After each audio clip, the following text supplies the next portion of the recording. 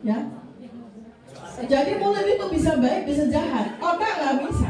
Ya. Ketika kita bicara. Jadi ada sebuah titik atau sebuah organ di tengah otak namanya amigdala. Ya. Itu yang paling tidak bisa membohongi dirinya sendiri. Dan kemudian dia tercipta begitu aja dengan ekspresi wajah. Makanya ketika kami sudah spill buku ini dan kemudian saya juga sampaikan bahwa saya menggunakan ilmu neurobehavior yang saya spill sedikit-sedikit, apa yang terjadi Bapak Ibu semuanya?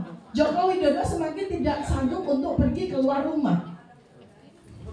Joko Widodo semakin tidak sanggup untuk bicara bersama wartawan. Coba Anda perhatikan baik-baik, 1 bulan terakhir paling banter cuma foto-foto. Karena kita udah spill, baik dari sisi digital forensik, kita kejar dengan digital forensik, kita kejar dengan telematika, dan kita kejar dengan ilmu neurobehavior. Ya, pasti orang-orang pintar di sekitar beliau mengatakan, Pak, sekarang udah nggak terlalu banyak keluar lagi, nggak terlalu banyak bikin statement lagi gitu. Karena kami sudah memiliki cara atau metodologi untuk membedah setiap kata yang dia sampaikan. Nah, terakhir dari saya adalah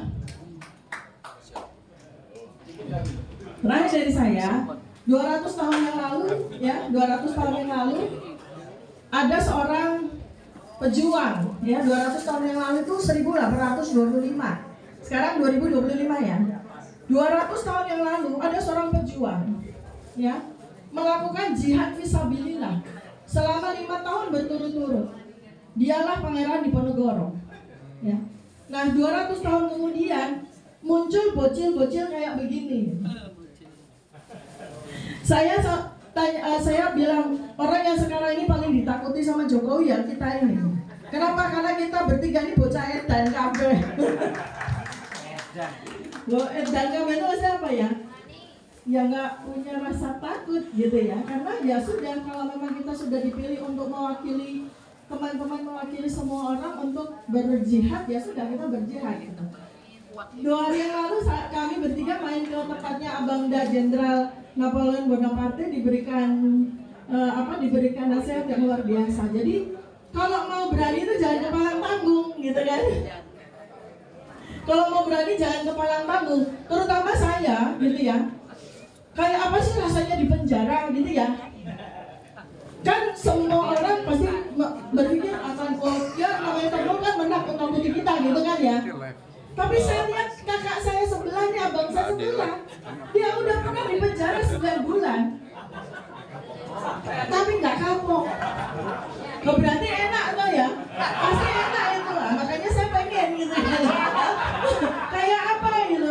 Sebab kalau nggak ada pengalaman itu, kalau kata Abangda Jenderal Napo, nggak seru. Nah, kalau ada orang yang udah nggak takut di penjara, sama lagi yang ditakuti, apa yang kita takuti lagi sih? Allah ya. Jadi Allah. Baik, terima kasih. Mudah-mudahan Bapak dan Ibu berminat dengan buku kami. Ya, insya Allah walaupun buku ini seberat bayi ya, 3 kg, tapi Anda nggak akan pernah bosan membaca buku ini. Karena ada teknis membaca buku ini. Jangan baca dari halaman pertama. Baca dari tengah, nanti baca lagi dari depan, baca lagi dari belakang. Pokoknya buku ini nggak akan pernah selesai dibaca kalau tadi mau bacanya seperti itu. Terima kasih. Assalamualaikum warahmatullahi wabarakatuh.